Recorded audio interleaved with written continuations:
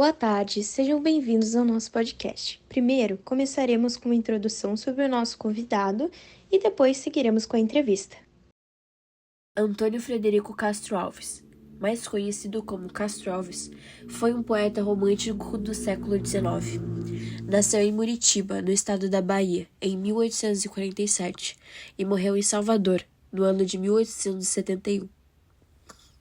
É conhecido como poeta dos escravos, em função de suas poesias de cunho abolicionista. O escritor também escreveu poemas de amor, mas sua poesia de cunho social fez dele o principal nome da terceira geração romântica. O poema O Navio Negreiro é o mais conhecido do escritor Castro Alves, dada sua importância histórica e política. No entanto, poemas como Mocidade e Morte, Dedicatória e O Laço de Fita, presentes em seu livro Espumantes Flutuantes, mostram a sua capacidade de fazer versos sobre variados assuntos. Castro Alves nasceu em 14 de março de 1847 e seu interesse pela poesia começou na infância, quando estudava na escola do Barão de Macalpas. Sua vida literária solidificou-se quando ele ingressou na Faculdade de Direito do Recife, em 1864, onde passou a ser conhecido pelos seus versos. Em 1866, o poeta apaixonou-se pela atriz e poetisa portuguesa, Eugênia Câmara, que passou a exercer influência em sua vida e obra. Apesar disso, a fama do poeta dos escravos não se deve às suas poesias de amor, mas à sua poesia de cunho social. Em 1868, Castro Alves mudou-se para São Paulo, em companhia de Eugênia Câmara, que acabou rompendo com o poeta. A partir dali, a vida do poeta assumiu um caráter trágico. Em 1869, Castro Alves, acidentalmente, durante uma caçada, deu um tiro em seu próprio pé esquerdo, que precisou ser amputado. Com a saúde frágil desde os 17 anos devido à tuberculose, não conseguiu vencer a doença e morreu em 6 de julho de 1871, com 24 anos de idade, deixando inacabado seu livro Os Escravos. Muito boa tarde. Olá, bom dia, boa tarde a todos. Sejam muito bem-vindos, seja muito bem-vindo ao nosso podcast. Hoje estamos com a ilustre presença do grande poeta Castro Alves.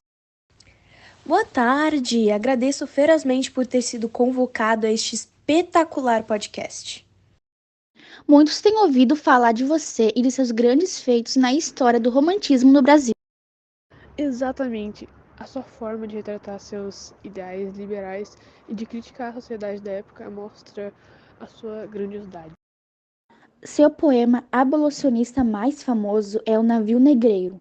A reprodução da tortura e o sofrimento gerado às pessoas no momento de escravidão fazem parte de um aspecto muito importante dessa obra.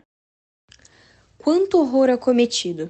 Importante reflexão social em que busquei retratar, manifestando as condições desumanas do transporte de escravos da África para o Brasil.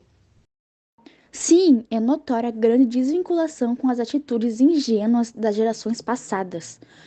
Poderia nos explicar melhor sobre a terceira geração do romantismo? A indignação pelo contexto social em que estávamos vivendo nos anos 1800 me obrigou a denunciar toda a tirania e opressão contra o povo. É isso, pessoal, estamos encerrando por aqui. Muito obrigada pela presença de todos. Muito obrigada ao nosso convidado, nosso querido convidado Castro Alves, um exemplo de artista e poeta. Boa noite a todos.